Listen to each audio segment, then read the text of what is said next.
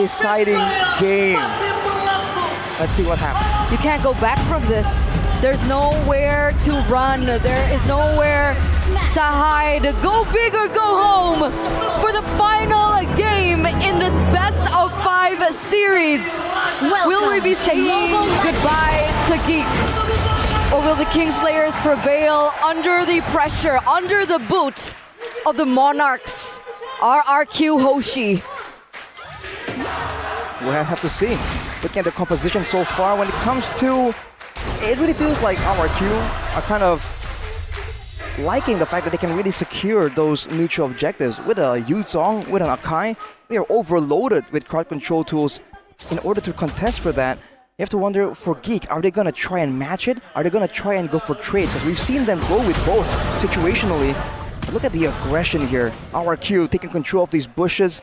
Everyone's pressuring. And usually you see GEEK fam just a bit more proactive.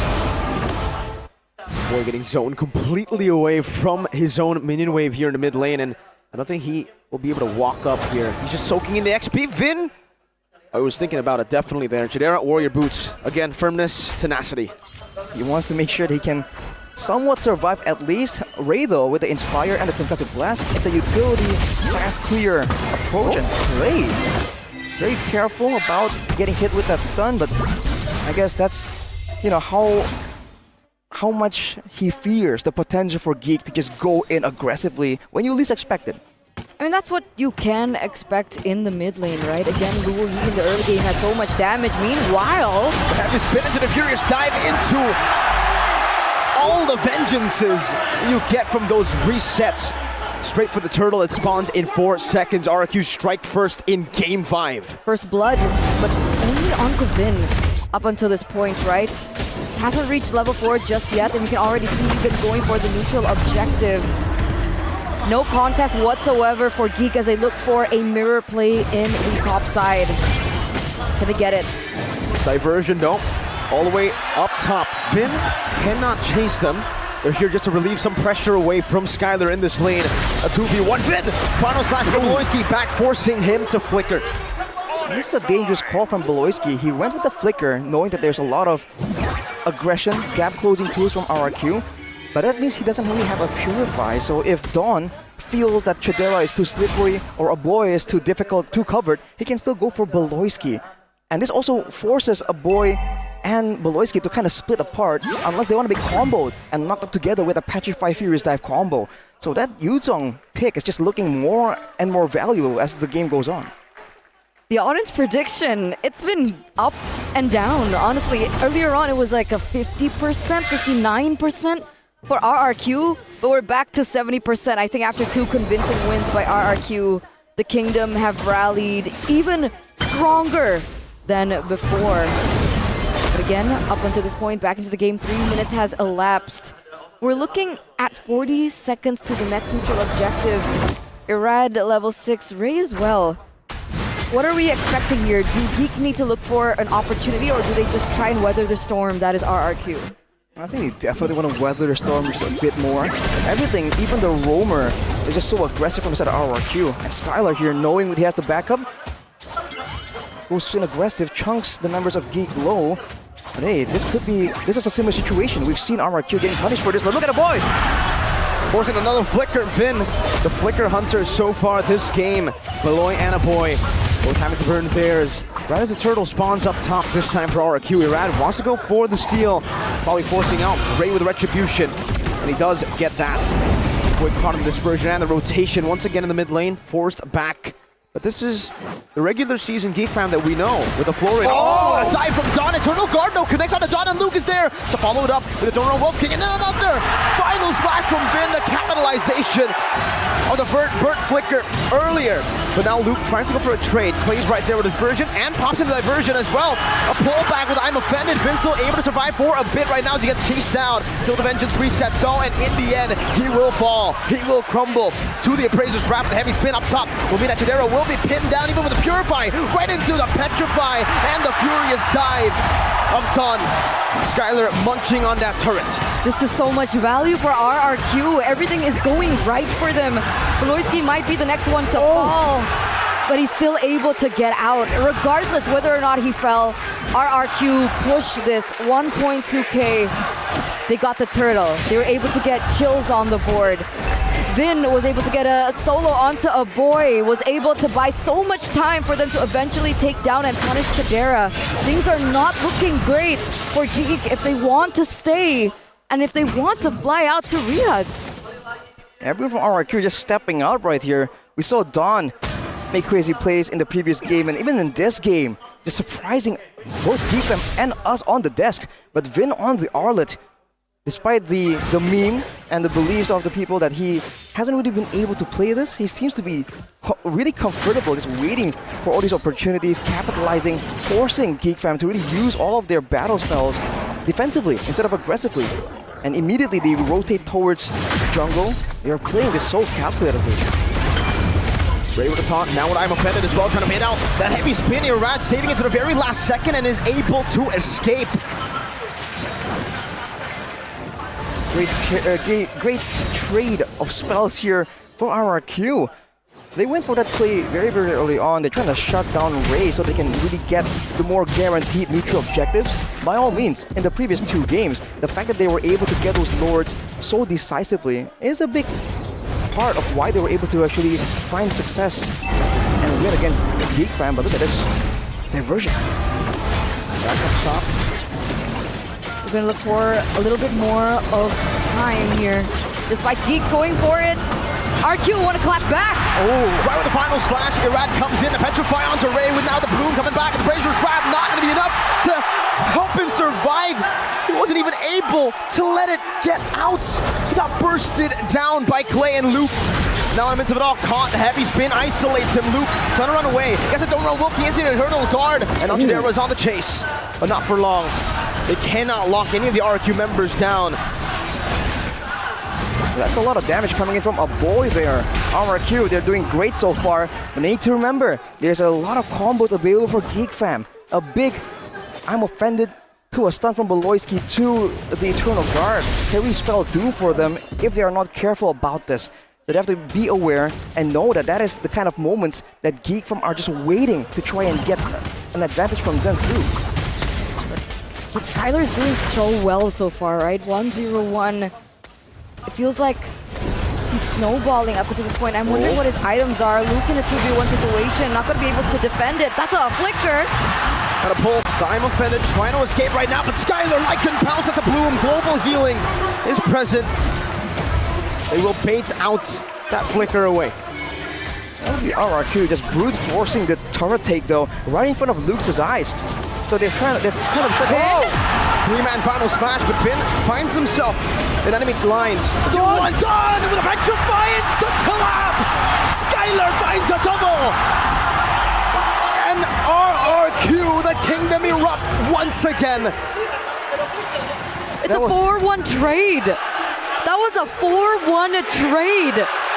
After everyone laughing at Vin's Arlet, he goes in with that play. And he makes it work. The follow-up as well was so impeccable by Dawn with the Yuzong. Never mind the trade. They get so much space. They get the turret in the mid side. And they have so much more control over GEEK now. The fact that Vin started the whole sequence, burns all the battle spells, all the counter-engage tools, and Dawn immediately identifies it. The Dawn comes in, lands the tail on 2 members, just deleting them. With all this pressure, RRQ can go for it, but I wonder if they're still cautious of whether GEEK fam are waiting for some kind of opportunity. They've put Vin in between the Lord and GEEK fam. It might just be a free one for RRQ. But despite everything, right, Ray has still kept up with the farm, also at level 11 right now. But then they don't want to go for the risk. They're not going to go for the contest. This is a perfect turtle and Lord take, by the way, from RRQ.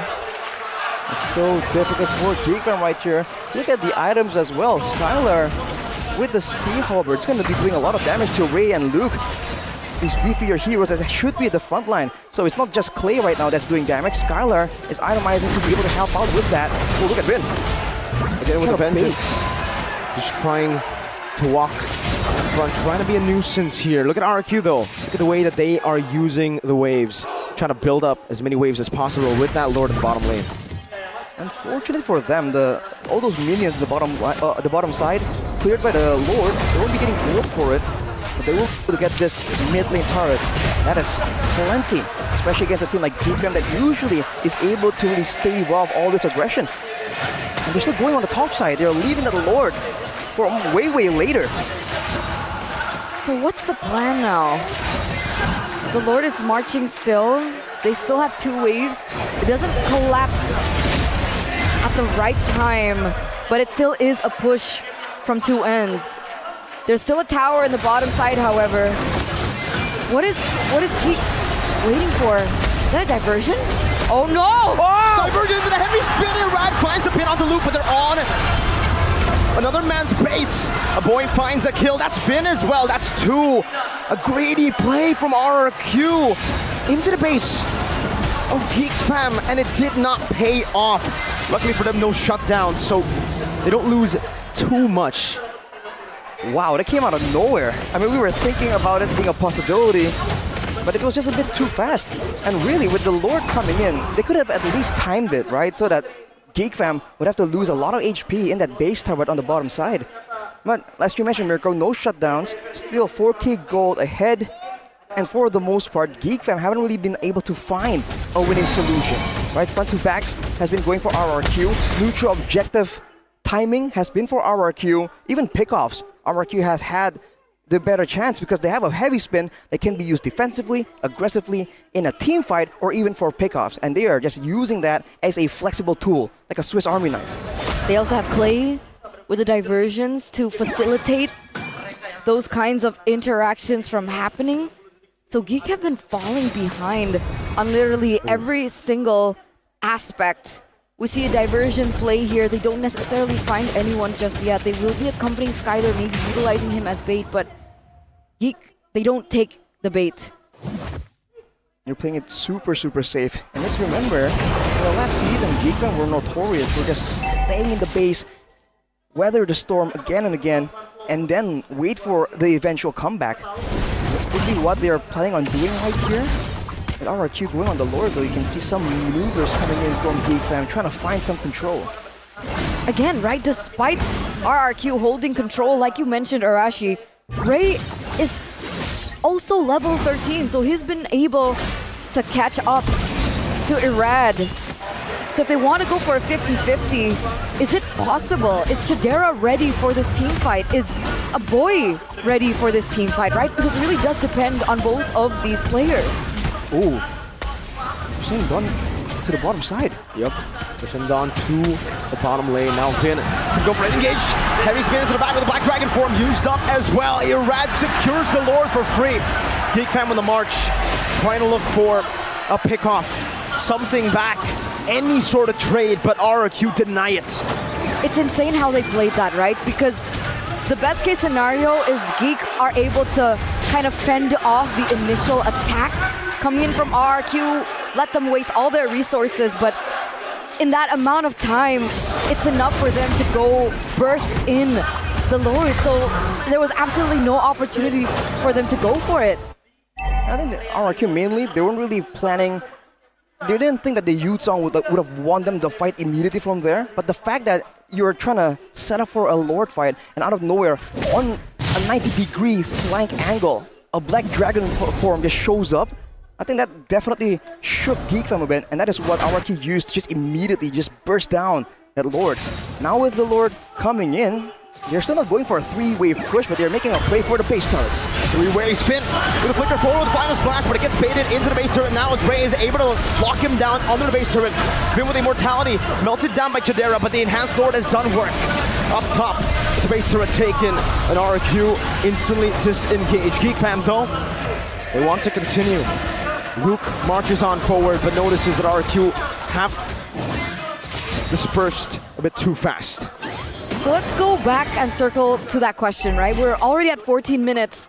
Can Geek defend this? Do they have enough in Chidera, and do they have enough in a boy? Chidera and a boy? I mean, Chidera can shred down the Lord if it's being used. A boy can clear relatively well, and with the Eternal Guard being an extra factor in the fights, I think we're looking, like you mentioned, Eternal, like you predicted, at a very, very long game potentially. Skylar is a 2,600 gold ahead, already at full items, but Chidera only 1 item behind right here. I think that healing becomes a big problem here for RRQ. Florin, the longer the game goes, will be able to have technically more healing and lower cooldowns as well. So I think for RRQ, they have to really try and strategize and find a way to get a surprise play in the base. As I really talked about how GEEK is just so good at just defending again and again. So late game? Late game will favor... I would put my money on GEEK when it comes to the late game. When it comes purely to like a 5v5 collision, which is why I feel like RRQ will have to find ways to get a big Black Dragon form or a big heavy spin or a big diversion play before they can really claim that victory that they so desperately want. You probably take some more free enhanced lords, but I think that ultimately will be only for them to pick up 1-2 base turrets, right? But the ultimate end angle for RRQ is either a team fight or an evolved lord. That's when GEEK fam are forced to answer. That's a diversion. Yuzong is at the bottom of the map, ladies and gentlemen. Keep an eye out for him. Chidera is positioned in perfect way. Finn gets locked down by the Lord that knocked him up. Now Ray in the midst of it all. It's going to be done. Rises to the back, but Eternal Guard catches him. Mortality used. Chidera ultimate on nature. But look at the choke point now with Luke able to find the Don't Run Wolf King around with a heavy spin. Is trying his best to get rid of the GEEK fan members. RRQ dispersed. Luke finds that I'm offended, but now Skylar goes in for a desperate play. Fighting Maloyski, but will lose his life with GEEK fan chasing. It seems Skylar is still able to survive. He runs away with the GDS movement speed. But the Enhanced Lord will spawn up top. GEEK fam know it. They want to take the big plays. This might be the end. In the mid lane, marching down. I'm offended on the Skylar. Right with the knockup. Oh no! They're chasing Skylar, but he has the GDS once again. Now the enhanced minion waves come down. And so does Vin. Dawn 4 seconds, Irad 11. An Eternal Guard. Trying to spot out the diversion. Ray walks up. Skylar is running for the hills for a boy, but he might be caught now. A boy running too far from his team. That Skylar picks up an unstoppable abates and an elimination for Skylar. That was a mid laner traded for a mid laner ultimately, but look at RRQ marching down in the mid lane. Skylar is still available. Vin and Dawn are on the way as well. These base turrets are going to be falling with everything on the line. They find Luke with the final slash, and I'm offended, not connecting. RRQ slowly but surely marching down in the Kingslayer's base. That's a 3-man stun from Beloy. Luke with the Don't Run Wolf King as the Black Dragon form gets used up, and Ray is going to be isolated with a heavy spin. Finn also isolated in the back. Ray still able to survive right now as he gets so much sustain. Meanwhile, Finn, he cannot say the same thing. He shall crumble under the 3 members of GEEK fam. 2 base towers taken by RRQ, but look at the gold difference. GEEK fam is closing it, and this is the signature GEEK fam, the defense every single time when they know that their backs are clear, are safe from any play. We've seen that when it comes to items, a boy and Chidera now output damage that RRQ cannot ignore, and Skylar, being the early game hero that he is really struggling to keep up with the damage output from Chidera, especially in these short bursts of engagements that are reliant on big ultimates like the Black Dragon form, like the heavy spin. With 2 base towers, they can still go for a great play, a diversion maybe for a big flank, or just go for the Lord. But now it's getting scarier and scarier, less guaranteed as the seconds go by.